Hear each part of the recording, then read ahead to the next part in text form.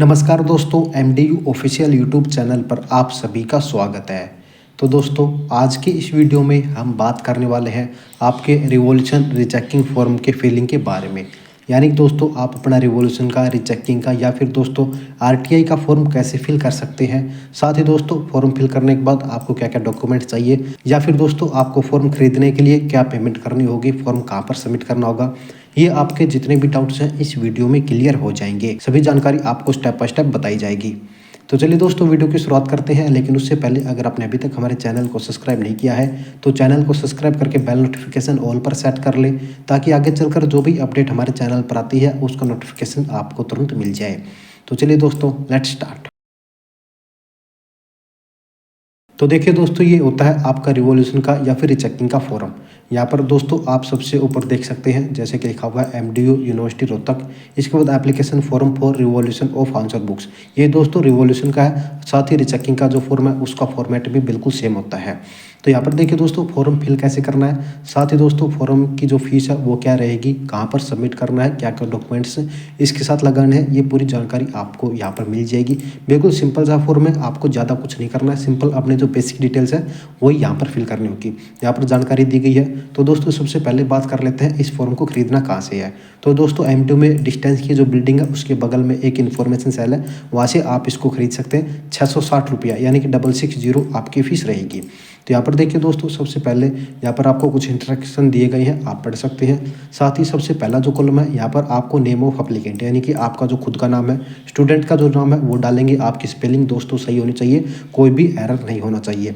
साथ ही आपका जो फादर नेम है वो भी आप यहाँ पर डालेंगे।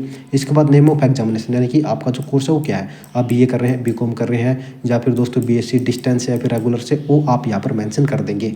जैसे दोस्तों आप बीए डिस्टेंस से कर रहे हैं तो बीए लिखकर दोस्तों बगल में यानी कि कोमा में DDE जरूर डाल देंगे यानी कि डिस्टेंस से। इसके बाद आपकी क्लास यानी कि आपका जो सेमेस्टर क्या है, पहला है, दूसरा है, तीसरा है, वो आप यहाँ पर डालेंगे। इसके बाद आपके जो रोल नंबर है, आपके रोल नंबर दोस्तों आपको यहाँ पर डालने हैं। रोल नंबर बिल्कुल सही होनी चाहिए दोस्तों, कोई एरर नहीं होना चाहिए। आपके जो रोल नंबर है आपके रिजल्ट के जो पेज है वहाँ पर मिल जाएंगे। ईयर सेशन यानी कि दोस्तों यहाँ पर आपको 2023-2024 डालना है। दोस्तों सेशन का मतलब आपने किस सेशन में एडमिशन लिया था, तो 2023 में आपने एडमिशन लिया था, जो कि 2024 तक चलेगा, यानी कि 23-24 आपको डालना होगा। इसके बाद कॉलम नंबर 7 में आपको देखना आप फेल है, पास है या फिर रिपेयर है। तो दोस्तों अगर आप पास है फिर भी आप रिवॉल्यूशन के लिए अप्लाई करना चाहते हैं तो डाल सकते हैं पास। रिपेयर आ चुका है, उसके बाद अगर आप रिवॉल्यूशन के लिए अप्लाई करना चाहते हैं तो यहाँ पर रिपेयर डाल देंगे। मार्क्स ऑब्टेन्ड यानी कि आपने कितने मार्क्स ऑब्टेन किए थे। तो दोस्तों मान लीजिए आपके 15 मार्क्स आए तो 15 लिखेंगे, 20-30 जो भी मार्क्स आए हैं वो आप यहाँ पर मेंशन कर देंगे। इसके बाद देखिए दोस्तों, जो कॉलम नंबर 8 है ये काफ़ी इंपॉर्टेंट है। यहाँ पर आपको सब्जेक्ट्स की डिटेल डालनी है।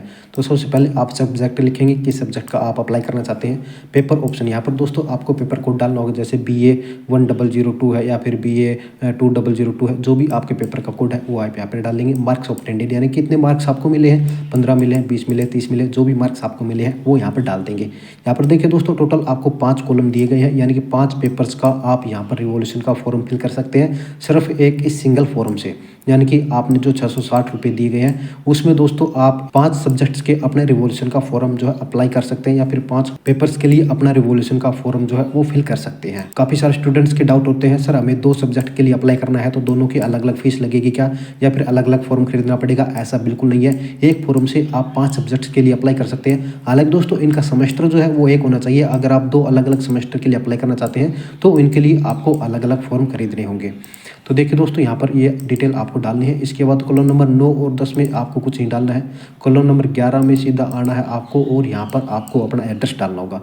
9 में कुछ नहीं डालना, 10 में कुछ नहीं डालना। इसके बाद कॉलम नंबर 11 में आपको अपना एड्रेस डालना है। आपका जो परमानेंट एड्रेस है वो डालेंगे, यहाँ पर आपको साइन करने हैं। यहाँ पर आपको डेट डालनी है, डेट यानी जिस तारीख को आप इस एप्लीकेशन फॉर्म को फिल कर रही हैं। ये पूरा प्रोसेस आपको करना है। देखिए दोस्तों, ऊपर मैं आपको दिखा देता हूँ। यहाँ पर देखिए 2 कॉलम आपको देखने को मिल जाते हैं, केस नंबर और सीरियल नंबर। तो यहाँ पर आपको कुछ भी नहीं डालना है, ये टू बी लेफ्ट ब्लैंक यहाँ पर लिखा हुआ है, और सीरियल नंबर भी यहाँ पर होता है। तो यहाँ पर आपको कुछ नहीं फिल करना है। नीचे चलकर कॉलम नंबर 1 से लेकर कॉलम नंबर 11 तक में आपको फिल करने होंगे। इसके बाद देखिए दोस्तों, सिग्नेचर कर देंगे, डेट डाल देंगे। यहाँ पर लिखा हुआ है फॉर ऑफिस यूज ओनली। यानी कि ये जो है केवल ऑफिस यूज के लिए है, ये आपको फिल नहीं करना है।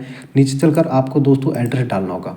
यहाँ पर 2 बॉक्स आपको दिए जाते हैं, यहाँ पर परमानेंट एड्रेस डालना होगा और नाम लिखना होगा। तो दोस्तों यहाँ पर आप जो है अपना पूरा नाम और अपना पूरा एड्रेस डाल देंगे। इसके बाद देखिए दोस्तों आपका जो पहला पेज है वो पूरा हो जाता है। सेकंड पेज यहाँ पर देखिए for use in revolution cell, यानी कि ये जो सेकंड पेज है रिवोल्यूशन सेल का रहेगा, नीचे चलकर ऑफिस यूज के लिए है। और उसके बाद नीचे चलकर to be filled by the result branch, यानी कि यहाँ पर जो सेकंड पेज है इसमें आपको कुछ फिल नहीं करना है। थर्ड पेज में दोस्तों आपको इसी जो फॉर्म की सेकंड कॉपी देखने को मिलती है, यहाँ पर लिखा हो सेकंड कॉपी। तो दोस्तों इसका जो प्रोसेस है बिल्कुल सेम रहेगा। Name of applicant, father name, आपका एग्जाम का नाम, रोल नंबर, आपके पास fail, pass, repair, class, session, marks obtained, इसके बाद सब्जेक्ट, पेपर ऑप्शन और मार्क्स ऑब्टेंड। ये जो पूरा प्रोसेस है बिल्कुल सेम है, इसी की सेकंड कॉपी है। तो जैसा मैंने पहले पेज में बताया था सेम वही पेज आप यहाँ पर फिल कर देंगे। नीचे चलकर आपको सिंपली दोनों एड्रेस डालने होंगे और अगला पेज भी बिल्कुल सेम रहेगा, यानी कि ऑफिस यूज का है, ये आपको फिल नहीं करना होगा। इसके बाद कुछ इंपॉर्टेंट इंस्ट्रक्शन यहाँ पर दिए गए हैं, अगर आप इन्हें पढ़ना चाहते हैं तो पढ़ सकते हैं। अदरवाइज दोस्तों इसको पूरे को जो फॉर्म को कलेक्ट करके आप स्टेपल करके जो है सबमिट करवा सकते हैं। डॉक्यूमेंट्स की बात करता हूँ तो सिंपली आपको इसके साथ अपने रिजल्ट की कॉपी लगानी होगी। चाहे तो आप अपना जो आधार कार्ड या फिर दोस्तों आपका जो एडमिट कार्ड है वो भी अटैच कर सकते हैं। इसके बाद अगर लास्ट डेट की बात करते हैं तो दोस्तों जब आपका रिजल्ट आता है उसके अगले 15 दिन के अंदर आप इसके लिए अप्लाई कर सकते हैं। यानी कि मान लीजिए 10 तारीख को आपका रिजल्ट आया है, 10 फरवरी को आपका रिजल्ट आया है, तो इसमें अगर आप 15 दिन जोड़ोगे तो 25 फरवरी, यानी कि 25 फरवरी तक आप इसके लिए अप्लाई कर सकते हैं। दोस्तों अप्लाई करने के लिए आपको मंडे टू फ्राइडे जाना होगा, यानी कि मंडे से लेकर फ्राइडे के बीच में आप जा सकते हैं। सैटरडे संडे को दोस्तों ऑफ रहता है, यानी कि हॉलीडे रहती है, सैटरडे को आप नहीं जा सकते, संडे को वैसे ऑफ होता ही है। तो दोस्तों मंडे टू फ्राइडे आप जा सकते हैं। टाइम की अगर बात करते हैं तो 10 बजे से लेकर लगभग 2 बजे तक के बीच में आप जा सकते हैं। और दोस्तों अगर बात करते हैं आपके रिजल्ट की तो दोस्तों लगभग 90 से लेकर 120 दिन, यानी कि लगभग 3 से 4 महीने में आ जाता है। साथ ही एक डाउट और दूर कर देता हूँ, काफ़ी सारे स्टूडेंट्स पूछते हैं कि इसका कोई ऑनलाइन प्रोसेस है या नहीं। तो दोस्तों इसका कोई ऑनलाइन प्रोसेस नहीं है। अगर कोई स्टूडेंट कहता है या फिर कोई और कहता है कि मैंने ऑनलाइन करवाया है या फिर मैं ऑनलाइन करवा सकता हूँ, तो दोस्तों उस बात पर कोई भरोसा नहीं है। मैं ऑनलाइन को बिल्कुल प्रेफर नहीं करूँगा। अगर आप इसके लिए अप्लाई करना चाहते हैं तो ऑफलाइन मोड में जाइए, OMDU में जाकर आप इसके लिए अप्लाई कर सकते हैं। हालांकि यहाँ पर आपको एक प्रॉफिट दिया जाता है, कोई भी स्टूडेंट जाकर अप्लाई कर सकता है। ज़रूरी नहीं है कि सिर्फ आपको ही जाना पड़े, आप किसी और को, अपने रिश्तेदार को, किसी साथी दोस्त को या फिर जो रोहतक में या फिर MDU के पास रहता है उसको भी सेंड कर सकते हैं, यानी कि उसको भी भेज सकते हैं। वो भी आपका फॉर्म जो है वो सबमिट करवा सकता है, आपका फॉर्म अप्लाई कर सकता है। ये ज़रूरी नहीं है कि अगर आपको अपना रिवोल्यूशन का फॉर्म फिल करना है तो आपको ही जाना पड़ेगा। यहाँ पर ये जो है आपको प्रॉफिट दिया जाता है। तो दोस्तों ये थी पूरी वीडियो आपके रिवोल्यूशन और रिचेकिंग के फॉर्म के बारे में। इस वीडियो में हमने बात किया फॉर्म कैसे फिल करना है, फॉर्म कहाँ से मिलेगा, फॉर्म की फीस क्या रहेगी, फॉर्म के साथ कौन कौन से डॉक्यूमेंट्स लगाने हैं, और दोस्तों फॉर्म कितने पेजेस का है, साथ ही रिजल्ट्स कब तक आता है और कैसे अप्लाई कर सकते हैं, कहाँ पर सबमिट करना होगा और कौन इसको आप जो है अप्लाई कर सकता है।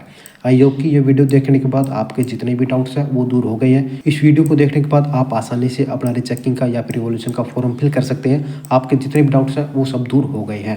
साथ ही दोस्तों अगर अभी भी आपको कोई डाउट है तो आप हमें कमेंट बॉक्स में लिख सकते हैं, या फिर दोस्तों सोशल मीडिया पर जैसे कि व्हाट्सएप पर, इंस्टाग्राम पर, टेलीग्राम पर DM कर सकते हैं। वहाँ पर भी आपको सेटिस्फाइड आंसर दिए जाएंगे। इन सब के लिंक्स आपको डिस्क्रिप्शन में दिए गए हैं। साथ ही दोस्तों अगर वीडियो इन्फॉर्मेटिव लगी है, हेल्पफुल लगी है, आपके डाउट्स दूर हुए हैं, तो दोस्तों वीडियो को लाइक कीजिए, अपने सभी फ्रेंड्स के साथ शेयर कीजिए, और दोस्तों चैनल को जरूर सब्सक्राइब करके बेल नोटिफिकेशन ऑल पर सेट कर लें। तो दोस्तों इस वीडियो में इतना ही, जल्दी मिलते हैं नई वीडियो में नई अपडेट के साथ। तब तक के लिए जय हरियाणा, जय हरियाणवी।